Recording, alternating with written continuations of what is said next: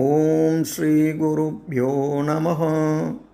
இன்றைய இறைய முதத்திலே நாம் பார்க்க இருக்கும் ஸ்தோத்திரம் ஸ்ரீ ஆதிசங்கர பகவத்பாதாச்சாரிய அஷ்டோத்தர சதநாம ஸ்தோத்திரத்தின் 17வது ஸ்லோகத்தை பார்க்க இருக்கிறோம். வாருங்கள்.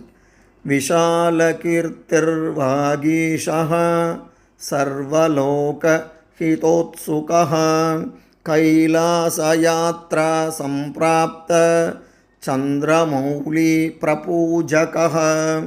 விஷால கீர்த்திः வாகீஷः சர்வலோக ஹிதோத்சுகः கைலாசயாத்ரா சம்பிராப்த சந்திரமௌலி பிரபூஜகः. விஷால கீர்த்திர்வாகீஷः சர்வலோகஹிதோத்சுகः கைலாசயாத்ரா சம்பிராப்த சந்திரமௌலி பிரபூஜகः.